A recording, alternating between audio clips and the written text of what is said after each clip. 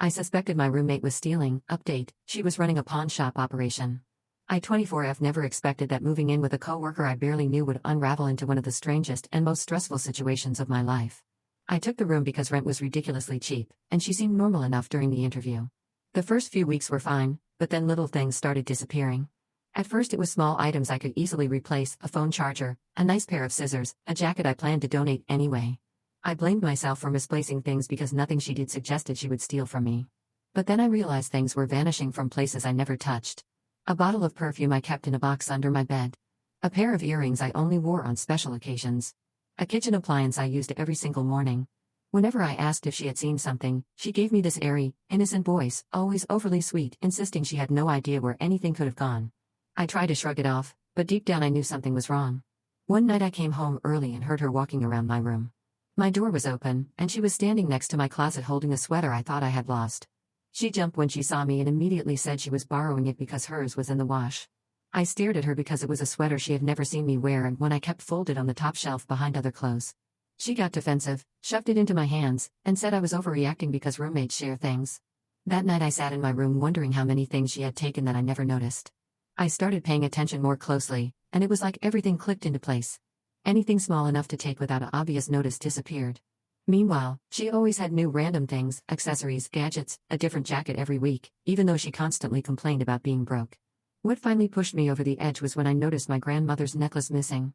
I kept it in a small velvet pouch in my jewelry box, and I only opened it for special events. It was not expensive in a monetary sense, but it was priceless sentimentally. When I confronted her about it, she gave me a blank stare and said she had never seen it. Later that night I heard her hurriedly stuffing something in her room, and the next morning she left the apartment unusually early. I felt sick. I knew something was going on, but I did not have proof. Then I found proof.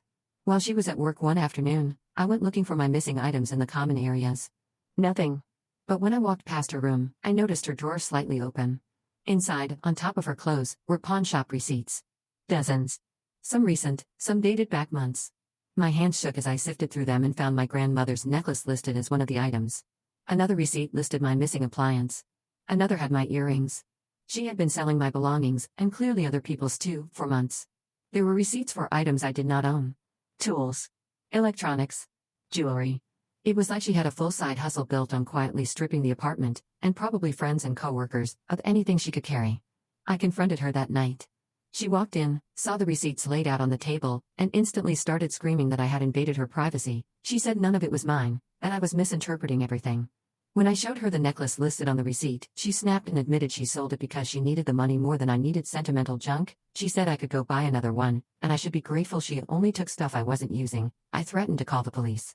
She told me if I did that, she would accuse me of breaking into her room and stealing from her because she had no proof the items were mine. That line made something inside me go cold. She went into her room, slammed the door, and later I heard her packing. I called my landlord, explained everything, and he told me to document every single missing item and file a police report immediately. I did. When she found out, she stormed into the living room screaming that I had ruined her life. She shoved past me and fled the apartment with a duffel bag. She left behind most of her things and never came back that night. Update, 2 days later, the police contacted me. The pawn shop had a video recording of her selling multiple items, including my necklace.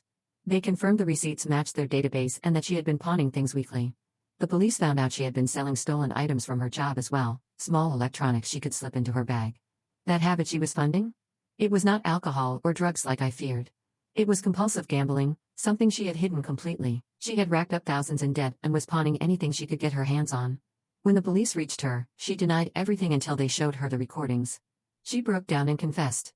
She was charged with multiple counts of theft. The confrontation with her afterwards was ugly. She blamed me for ruining her future, said she would have paid me back eventually, and claimed I should have helped her instead of reporting her. She sobbed hysterically, but at that point I felt nothing. She stole from me. She lied to me. She violated my space and my trust. All because she saw me as nothing more than a source of inventory. Now I live alone again. My belongings feel safe for the first time in months. And sometimes, when I open my jewelry box and see my grandmother's necklace back where it belongs, I think about how close I came to blaming myself for her behavior. I did everything right. She is the one who turned our apartment into a pawn shop.